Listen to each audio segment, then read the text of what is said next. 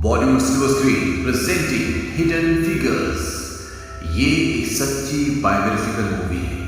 ये कहानी शायद आपको अपनी जिंदगी में बहुत कुछ सिखा दी। ये फिल्म सन 2016 की टॉप 10 फिल्मों में से एक फिल्म है जिसे ऑस्कर में बेस्ट पिक्चर के लिए भी नॉमिनेट किया गया था। ये कहानी शुरू होती है सन 1961 से। ये वो वक्त था जब काले और गोरों का भेदभाव अमेरिका में बहुत ज्यादा था। ये वो वक्त था जब वर्ल्ड वॉर 2 को खत्म हुए कई साल बीत चुके थे और अब हर देश धरती से निकलकर दूसरे ग्रहों पर जाना चाहते हैं। यहाँ पर 3 लड़कियों को दिखाया जाता है। ये तीनों की तीनों अफ्रीकन अमेरिकन लेडी हैं। इनकी गाड़ी सड़क पर खराब हो जाती है और तभी वहाँ पर एक पुलिस की गाड़ी आती है। ये उससे डर जाती है क्योंकि इस वक्त अफ्रीकन्स की जो अमेरिका में रहते हैं उनकी कोई इज्जत नहीं होती। उन्हें बिना किसी गुनाह के भी जेल में डाल दिया जाता था। ये तीनों की तीनों नासा में काम करती हैं और जब पुलिस को ये पता चलता है कि ये सब नासा में काम करती हैं तो वो उनसे सख्ती से बात नहीं करता बल्कि वो उनकी मदद करता है, क्योंकि ये वो वक्त था जब रशिया भी इसी तरह के प्रोजेक्ट्स पर लगा हुआ था और अमेरिका चाहता था कि उनसे पहले वो अंतरिक्ष में यानी कि चांद पर पहुंचे और इसके लिए नासा में बहुत जोरों शोरों से काम चल रहा है। और ये तीनों नासा में ह्यूमन कंप्यूटर होते हैं, यानी कि ये नासा के लिए कैलकुलेशन का काम करते हैं, क्योंकि इस वक्त कंप्यूटर मशीन इतनी एडवांस नहीं थी कि उस पर पूरी तरह से विश्वास किया जा सके। इसीलिए नासा अपनी सारी कैलकुलेशन के लिए बाहर से लोगों को हायर करता था। इन तीनों में से एक का नाम कैथरीन जॉनसन होता है जो कि मैथमेटिक्स में बहुत शार्प होती है। दूसरी का नाम मेरी जैक्सन। मेरी एक इंजीनियर बनना चाहती है और तीसरी जो इनकी सुपरवाइजर भी है उसका नाम डॉरोथी होता है। वहीं नासा में ये दिखाया जाता है कि नासा का हर एक साइंटिस्ट इस बात पर काम कर रहा है कि कैसे किसी यान को पृथ्वी की कक्षा से बाहर भेजा जा सकता है, यानी कि अंतरिक्ष में भेजा जा सकता है। और नासा की टेंशन और भी तब बढ़ जाती है जब ये काम रूस उनसे पहले कर देता है। दरअसल रूस अपने यान को पृथ्वी की कक्षा से बाहर भेजने में कामयाब हो जाता है और उसमें एक आदमी भी होता है, एक एस्ट्रोनॉट भी होता है जिसका नाम होता है यूरी गैगैरिन। और ये इस दुनिया का पहला ऐसा इंसान था जो पृथ्वी की कक्षा से बाहर अंतरिक्ष में गया था और ये हुआ था 12 अप्रैल सन 1961 को। और अब अमेरिका भी अपने एस्ट्रोनॉट्स को पृथ्वी की कक्षा से बाहर अंतरिक्ष में भेजना चाहता है। इसके लिए वो कई प्रयास भी करते हैं लेकिन वो सब के सब फेल हो जाते हैं। इनके जो यहाँ पर नासा के डायरेक्टर होते हैं उनका नाम होता है एल हैरिसन और वो चाहते हैं कि रूस से पहले अमेरिका चांद पर जाए, लेकिन इसके लिए इन्हें एक ऐसा यान बनाना होगा जो आराम से पृथ्वी की कक्षा से बाहर जा सके और उसी तरह से बिना किसी दुर्घटना के पृथ्वी पर वापस लैंड कर सके।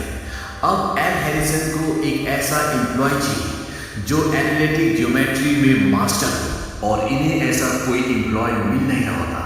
पिछले 12 महीनों में ये ऐसे 12 लोगों को बदल चुके हैं और अब मजबूरी में कैथरीन को इन्हें इस डिपार्टमेंट में शिफ्ट करना पड़ता है। आज से पहले यहाँ पर सिर्फ गोरों ने काम किए और कैथरीन ऐसी पहली ब्लैक लेडी है जो इस डिपार्टमेंट में काम करने के लिए आई है। जब वो अंदर जाती है उसके हाथ में एक बॉक्स होता है, तभी वहाँ पर काम करने वाला एक आदमी उसके बॉक्स के ऊपर डस्टबिन रख देता है क्योंकि उसे ऐसा लगता है कि ये सफाई करने वाली है। पर जब वो ये बताती है कि वो यहाँ पर काम करने के लिए आई है तो उसे सब के सब बहुत हैरानी से देखते हैं। इससे ये पता चलता है कि उस वक्त कालों और गोरों के बीच में कितना भेदभाव था, लेकिन अब कैथरीन इस डिपार्टमेंट का हिस्सा है। वहीं दूसरी तरफ मैरी को दिखाया जाता है कि अब उसे space capsule heat shield team के साथ काम करना है और इस टीम का काम होता है स्पेस कैप्सूल को सुरक्षित बनाना। स्पेस कैप्सूल उसे कहा जाता है जिसके अंदर एस्ट्रोनॉट बैठकर अंतरिक्ष में जाता है और जब कैप्सूल वापस धरती पर आता है तो धरती के वातावरण से फ्रिक्शन होने से उस कैप्सूल की हीट बहुत ज्यादा बढ़ जाती है और हीट शील्ड का काम होता है उस गर्मी को, उस हीट को कंट्रोल करना। लेकिन कई बार परीक्षण करने के बाद भी, कई बार डिजाइन बनाने के बाद भी वो उसमें कामयाब नहीं हो रहे होते। और जब मैरी अपने सीनियर के साथ उस डिजाइन को देखती है तो वो एक बार में बता देती है कि उसमें क्या कमी है। उसका सीनियर बोलता है कि इंजीनियर के दिमाग वाले को इंजीनियर ही होना चाहिए। मैरी बोलती है कि मैं एक निग्रो लड़की हूँ और मैं असंभव की उम्मीद नहीं रखती, क्योंकि यहाँ पर निग्रो लोगों को यानी कि ब्लैक लोगों को इंजीनियरिंग की डिग्री में एडमिशन नहीं दिया जाता। उसका सीनियर बोलता है कि मैं पोलैंड का एक यहूदी हूँ, मेरे माँ बाप को नाजी कैंप में मार दिया गया था और आज मैं यहाँ पर खड़ा होकर एस्ट्रोनॉट्स को सितारों की दुनिया में भेजने की कोशिश कर रहा हूँ। ये भी नामुमकिन से कम नहीं है। वो मेरे से बोलता है कि अगर तुम वाइट होती तो क्या तुम इंजीनियर बनना चाहती? वो कहती कि अगर ऐसा होता तो मैं आज इंजीनियर बन चुकी होती। वही डोरोथी जो यहाँ पर सुपरवाइजर का काम संभालती है, दरअसल वो ऑफिशियली सुपरवाइजर नहीं है। पुरानी सुपरवाइजर के काम छोड़ने के बाद उसका सारा काम डोरोथी संभालती है, लेकिन उसे सैलरी सुपरवाइजर की नहीं मिलती। और जब वो इस बात के लिए मिसेस मिचेल से बात करती है तो वो उसकी बात को ज़्यादा सीरियस नहीं लेती। यहाँ पर डोरोथी को ये भी पता चलता है कि नासा में अब IBM कंप्यूटर आ रहा है और अगर एक बार वो एक्टिव हो गया तो उसके बाद यहाँ पर जितने भी लोग कैलकुलेशन करते हैं उन सब की नौकरी चली जाएगी। और वो ये बात कैथरीन और मैरी को लंच टाइम में बताती है, लेकिन साथ में वो ये भी कहती है कि इन मशीन्स को ऑपरेट करने के लिए कोई ना कोई इंसान तो चाहिए होगा और अब एक ही रास्ता है कि हमें इस काम को सीखना होगा। तभी वहाँ पर मिसेस मिचेल आ जाती है और वो मैरी को बोलती है कि जो तुमने इंजीनियर ट्रेनिंग के लिए एप्लीकेशन दी थी उसे हम एक्सेप्ट नहीं कर सकते क्योंकि तुम्हारे पास ज़रूरी डिग्री नहीं है।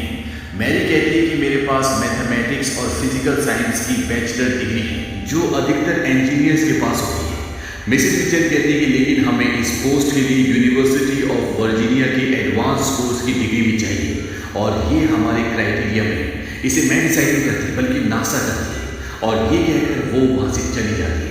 और अब अगर मैरी को ये पोस्ट हासिल करनी है तो उसे सारे डॉक्यूमेंट्स पूरे करने होंगे और जो सर्टिफिकेट उसे यूनिवर्सिटी ऑफ वर्जीनिया से मिल सकता है वो यहीं पर पास में एक हैम्पटन हाई स्कूल होता है, वहाँ से भी मिल सकता है, लेकिन वो स्कूल सिर्फ गोरों के लिए होता है। हालांकि ये लॉ ऊपर से नहीं होता, लेकिन इस कानून को कोई भी नहीं मानता कि वहाँ पर ब्लैक लोग भी अपने सर्टिफिकेट्स, डिग्री या एजुकेशन कर सकते हैं। इसीलिए आज तक हैम्पटन हाई स्कूल में कोई भी ब्लैक इंसान नहीं गया। लेकिन मैरी किसी भी हालत में वहाँ पर एडमिशन लेके अपने डॉक्यूमेंट्स पूरे करना चाहती है। इसीलिए वो कोर्ट में जाती है क्योंकि अगर जज ने उसे वहाँ से ग्रीन चिट दे दी तो उसे वहाँ पर एडमिशन मिल जाएगा। जज उसे कहते हैं कि तुमने एडमिशन के लिए पिटीशन दर्ज की, लेकिन तुम्हें पता होना चाहिए कि हैम्पटन हाई स्कूल गोरों का स्कूल है। चाहे सुप्रीम कोर्ट कुछ भी कहे, लेकिन वर्जीनिया अभी भी काले और गोरों का रंग भेद करने वाला राज्य है। मैरी कहती कि मैं आपसे कुछ कहना चाहती हूँ। वो कहते कि आप अपने परिवार में पहले थे जो US नेवी में गए, आप पहले थे जो यूनिवर्सिटी गए और आप पहले स्टेट जज बने जिसे 3 गवर्नर से चुना। जज कहता है कि आप कहना क्या चाहती हैं? वो कहती है कि इस दुनिया में जो भी इंसान पहली बार कोई पहला काम करता है तो उसे ये दुनिया हमेशा याद रखती है, चाहे वो चांद पर जाना हो या कोई और काम हो। वो कहती है कि आज से पहले कोई भी ब्लैक इंसान गोरों के स्कूल में नहीं गया और अगर मैं ऐसा करती हूँ और आप भी फैसला सुनाते हैं तो आपका नाम इतिहास हमेशा याद रखेगा। जज उसकी इस बात से इम्प्रेस हो जाता है और वो कहता है ठीक है, लेकिन तुम सिर्फ नाइट क्लासेस में जा सकती हो। और इस बात से मैरी को खुशी होती है क्योंकि अब वो नासा में इंजीनियर बन सकती है।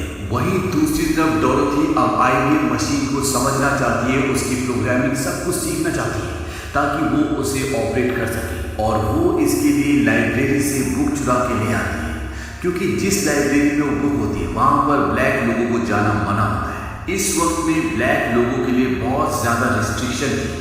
बस में उनके सीट्स अलग होती थी, उनके टॉयलेट्स अलग होते थे, वो हर जगह नहीं जा सकते थे जहाँ पर गोरे जा सकते थे। लेकिन अब डोरोथी के पास वो बुक है जिससे वो IBM मशीन को समझ सकती है और वो उसे पढ़ना शुरू करती है और साथ ही साथ वो जो सीखती है वो अपनी टीम को भी सिखाती है क्योंकि वो जानती है कि एक बार ये मशीन चलना शुरू हो गई तो यहाँ पर किसी भी ऐसे एम्प्लॉय की ज़रूरत नहीं होगी जो कैलकुलेशन करता है क्योंकि IBM मशीन सब कुछ खुद ही कैलकुलेट कर लेगी। इसीलिए वो अपनी पूरी टीम को जो उसके अंडर काम करती है, जो सारी फीमेल्स ब्लैक हैं और जिनकी जॉब जाने वाली है, वो उन्हें IBM मशीन के बारे में पढ़ाना समझाना शुरू कर देती है। वही कैथरीन हैरिसन जो कि यहाँ का डायरेक्टर है, उसके अंदर जो टीम होती है उसके साथ एनालिटिक ज्योमेट्री का काम करती है, लेकिन वहाँ पर उसके साथ बहुत भेदभाव हो रहा होता है क्योंकि वो अपने ग्रुप में अकेली निग्रो औरत होती है। उसके लिए कॉफ़ी की केटल अलग से लगाई जाती है क्योंकि उनका स्टाफ नहीं चाहता कि जहाँ से कॉफ़ी वो लोग पीते हैं वहाँ से कैथरीन भी पिए। साथ ही साथ कैथरीन को यहाँ से वॉशरूम 800 मीटर दूर जाना पड़ता है क्योंकि यहाँ पर जो वॉशरूम होता है वो सिर्फ गोरे लोगों के लिए होता है। लेकिन कैथरीन अपने काम में बहुत शार्प होती है। हालांकि उसे सारे डॉक्यूमेंट्स नहीं दिए जाते, लेकिन बावजूद इसके वो एक ऐसी कैलकुलेशन बोर्ड पर करती है जिसे देखकर सब हैरान हो जाते हैं। हैरिसन उसे अपने पास बुलाते हैं। वो कहते हैं कि तुमने ये सब कैसे किया? वो कहते हैं कि जो डॉक्यूमेंट्स आपने मुझे दिए उसके आधार पर ये पता चलता है कि आपके आज तक के सारे टेस्ट फेल क्यों हुए। आपका रॉकेट सब कुछ ठीक है, लेकिन कैप्सूल के भार को वो अंतरिक्ष तक पहुंचा ही नहीं सकता। हैरिसन बोलता है कि तुमने सब कुछ पता कर लिया इन डॉक्यूमेंट्स के आधार पर, जो पूरे भी नहीं है। वो कहते हैं कि इनमें सब कुछ लिखा हुआ है और वो हैरिसन को सब कुछ एक्सप्लेन करती है। हैरिसन को ये भी लगता है कि कहीं ये रूस की जासूस तो नहीं है, लेकिन उसे बताया जाता है कि ये रूसी नहीं है। इसके बाद हैरिसन ऑर्डर देता है कि इससे कोई भी बात नहीं छुपाई जाए, इसको पूरा डेटा बताया जाए। हालांकि उसके साथ के लोग नहीं चाहते, लेकिन हैरिसन किसी भी कीमत पर इस प्रोजेक्ट को पूरा करना चाहता है। लेकिन हैरिसन देखता है कि कैथरीन कई बार उठकर अपने डेस्क से चली जाती है और वो बहुत देर बाद आती है। और जब हैरिसन पूछता है कि तुम बार बार यहाँ से गायब क्यों जाती हो, वो कहती है कि मैं बाथरूम गई थी। हैरिसन बोलता है कि बाथरूम, वो भी 40 मिनट तक, क्या करती तुम वहाँ पर? वो कहती है कि यहाँ पर मेरे लिए कोई बाथरूम नहीं है। मेरा बाथरूम यहाँ से 800 मीटर दूर यानी कि आधा मील दूर है और वहाँ से आने जाने में मुझे 40 मिनट लग जाते हैं। और यहाँ तक कि हम लोगों को यहाँ से साइकिल ले जाने की भी इजाज़त नहीं है। मैं उस स्पॉट की कॉफ़ी पीती हूँ जिस पर आप हाथ भी नहीं लगाना चाहते। हैरिसन को इन सब बातों के बारे में नहीं पता होता। वो उसके पॉट से वो स्टिकर निकाल देता है जिस पर ये चिट लगा होता है कि ये काले लोगों के लिए। और इसके बाद वो वॉशरूम के बाहर जाता है जहाँ पर बोर्ड लगा होता है कि यहाँ पर सिर्फ गोरे लोग जा सकते हैं। हैरिसन उसे उखाड़ कर फेंक देता है और कहता है कि आज के बाद यहाँ पर कोई भी जा सकता है क्योंकि नासा में सिर्फ हुनर की ज़बान बोली जाती है। वहीं दूसरी तरफ डोरोथी भी अब IBM की पूरी जानकारी ले चुकी है और IBM मशीन अब नासा में आ जाती है। लेकिन जब नासा वाले उसे स्टार्ट करते हैं तो उनसे स्टार्ट नहीं होती और जब वो वहाँ से चले जाते हैं तो डोरोथी वहाँ पर आती है और वो उसे स्टार्ट कर देती है। इससे उन्हें समझ में आ जाता है कि डोरोथी के पास IBM की नॉलेज है और बाद में डोरोथी को यहाँ का सुपरवाइजर बना दिया जाता है।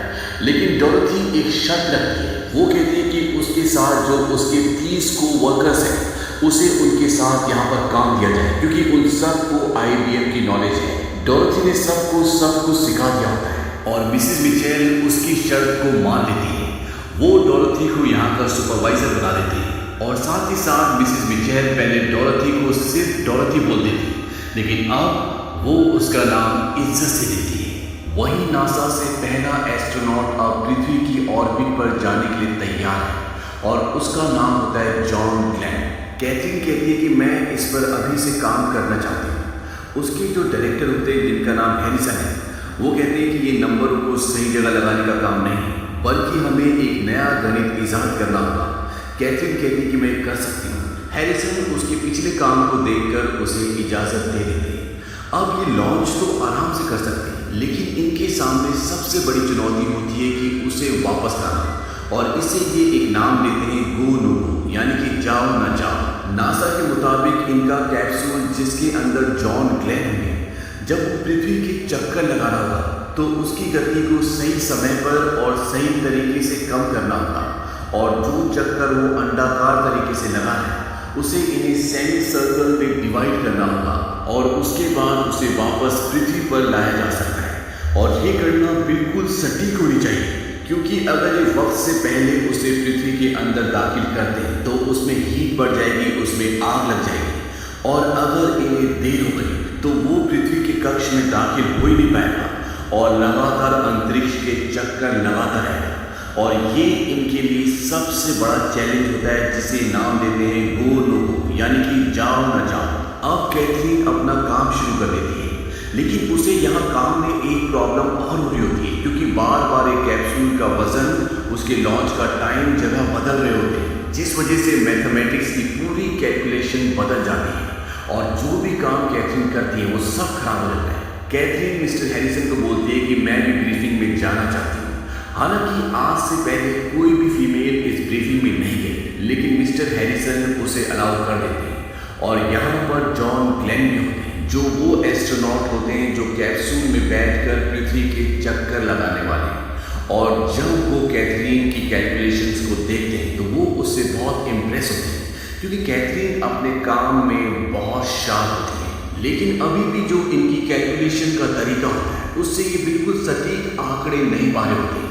और कैथरीन बताती है कि शायद हमें नए गणित की जरूरत ही न पड़े, पुराने से काम चल जाए। वो बताती है कि ऑयलर पद्धति ये एक मैथमेटिक्स का पुराना तरीका है जो बिल्कुल सटीक नंबर, सटीक आंकड़े देता है। और जब कैथरीन उस फॉर्मूले से कैलकुलेशन करती है तो मिस्टर हैरिसन बहुत खुश होते हैं। वो कहते हैं कि मिल गया। वहीं दूसरी तरफ मैरी अब इंजीनियरिंग की क्लासेस के लिए जाने के लिए तैयार है। और उसके हस्बैंड जो पहले उसका बिल्कुल भी साथ नहीं दे रहे थे, जो ये बोलते थे कि ये सब बेवकूफ़ी, ये हो ही नहीं सकता, अब वो भी उसके साथ है। और जब मैरी क्लास में जाती तो वहाँ पर एक भी लड़की नहीं होती और ना ही कोई ब्लैक होता है, क्योंकि आज से पहले इस जगह पर कोई भी ब्लैक स्टूडेंट नहीं आया। और जब वो अपना एडमिशन फॉर्म अपने टीचर को देती है तो सभी स्टूडेंट्स और टीचर हैरान हो जाते हैं। लेकिन कैथरीन अब इस कोर्स का हिस्सा है और जो सपना उसने कभी देखा था वो सच होने वाला है। अब नासा में आईबीएम मशीन शुरू हो चुकी है जिसे डोरोथी और उसकी पूरी टीम ऑपरेट करेगी। और इस मशीन के शुरू होने के बाद मिस्टर हैरिसन कैथरीन को बुलाते हैं। वो कहते हैं कि हमारे पास आईबीएम मशीन है और ये एक कंप्यूटर दिमाग है जिसे इंसान का दिमाग मैच नहीं कर सकता। इसीलिए अब हमें इस डिपार्टमेंट में इंसानी कंप्यूटर जो कैलकुलेशन करते हैं उनकी ज़रूरत नहीं है। हालांकि मिस्टर हैरिसन ऐसा नहीं करना चाहते। वो जानते हैं कि कैथरीन बहुत टैलेंटेड है, लेकिन बहुत सारे फैसले उनके हाथ में नहीं होते। वो कैथरीन को सॉरी भी बोलते हैं। कैथरीन कहती है कि मैं समझती हूँ, और कैथरीन को उसके पुराने डिपार्टमेंट में भेज दिया जाता है। और अब वो दिन आता है जब पृथ्वी की कक्षा से बाहर एक इंसान जिसका नाम जॉन ग्लेन है वो जाएगा। लेकिन जब ये लैंडिंग की गणना उसकी कैलकुलेशन को चेक करते हैं जो आईबीएम मशीन से मिली होती है, तो वो कल के मुकाबले आज बिल्कुल अलग होती है। इस बात से मिस्टर हैरिसन परेशान हो जाते हैं, क्योंकि अगर कैलकुलेशन बिल्कुल सटीक नहीं हुई तो ये लॉन्च नहीं कर सकती, जिसका पूरा दुनिया इंतजार कर रही है। मिस्टर हैरिसन जॉन ग्लेन को कॉल करके बताते हैं कि कल के मुकाबले नंबर आज अलग है। जॉन ग्लेन कहते हैं कि वो लड़की जिसका नाम कैथरीन है, अगर वो बोलते कि नंबर सही है तो मैं जाने के लिए तैयार हूँ, क्योंकि मैं जानता हूँ उसका दिमाग तेज है, वो अपने काम में शार्प है। और मिस्टर हैरिसन जो उनके पास आंकड़े होते हैं उसे चेक करवाने के लिए कैथरीन के पास भेजते हैं। कैथरीन उसकी पूरी कैलकुलेशन करके मिस्टर हैरिसन के पास आती है और उसकी कैलकुलेशन के आधार पर अब लॉन्च हो जाता है। और कर्नल जॉन ग्लेन जो कि एक कैप्सूल में जिसका नाम फ्रेंडशिप 7 है उस पर बैठकर पृथ्वी के चक्कर लगा रहे, वो अंतरिक्ष में, और वो पहले अमेरिकन बनते हैं जो ऐसा करते हैं। और ये दिन होता है 20 फरवरी 1962। लेकिन जब वो वापस पृथ्वी पर आते हैं तो एक पल ऐसा भी आता है जब उनका कैप्सूल रडार से गायब हो जाता है। नासा के सभी एम्प्लॉयज परेशान हो जाते हैं, लेकिन कुछ ही देर बाद वो दोबारा से रडार में आ जाते हैं। और इस तरह से नासा का ये प्रोजेक्ट, ये मिशन पूरा हो जाता है, जिसमें कैथरीन का बहुत बड़ा हाथ होता है। और इसी वजह से कैथरीन को उसकी पोजीशन वापस मिल जाती है, यानी कि वो मिस्टर हैरिसन के साथ उसी डिपार्टमेंट में काम करेगी जहां पर उसने इस पूरे प्रोजेक्ट में काम किया होता है। और साथ ही साथ डोरोथी जो कि अब एक सुपरवाइजर है, और मैरी जिसने अब इंजीनियरिंग की डिग्री हासिल कर ली है और वो अब नासा में इंजीनियर है। साथ ही साथ अपोलो 2 मिशन जो कि चांद पर जाने का मिशन होता है, उसमें भी कैथरीन ने एक बहुत बड़ा योगदान दिया था। और सन 2016 में नासा ने कैथरीन जी जॉनसन के नाम से एक कंप्यूटेशनल बिल्डिंग बनाई, जो कि उनके काम को देखते हुए उन्हें सम्मान दिया गया था। और 97 की एज में कैथरीन को the presidential medal of freedom के अवार्ड से सम्मानित किया गया। तो इस तरह से इन 3 फीमेल्स ने उस वक्त, जिस वक्त कालों और गोरों का इतना बड़ा भेदभाव था, इन तीनों ने अपने टैलेंट से न केवल उन सबको काले और गोरे का भेदभाव भूलने में मजबूर किया, बल्कि उन सबको इन्हें सम्मान भी देना पड़ा। इससे हमें ये पता चलता है कि अगर इंसान के अंदर टैलेंट है तो पूरी दुनिया उसे सलाम करती है। लेकिन किसी भी काम में टैलेंट सिर्फ सोचने से नहीं आता, वो मेहनत करने से आता है, फैसले लेने से आता है, जिंदगी से लड़ने से आता है। और अगर किसी के अंदर टैलेंट है तो ये दुनिया चाहकर भी उसे नकार नहीं सकती, क्योंकि टैलेंट ही एक ऐसी चीज है जो इस दुनिया में अमीर गरीब, ऊंच नीच, पढ़ा लिखा अनपढ़, इन सब को मिटा देती है। तो ये थी कहानी हिडन फिगर्स की। ये फिल्म सन 2016 में रिलीज हुई थी, जिसकी IMDb रेटिंग है 7.8। इस फिल्म का बजट था $25 मिलियन और बॉक्स ऑफिस पर इसने कमाई की थी $236 मिलियन की। उम्मीद करते हैं कि ये कहानी आपको पसंद आई होगी।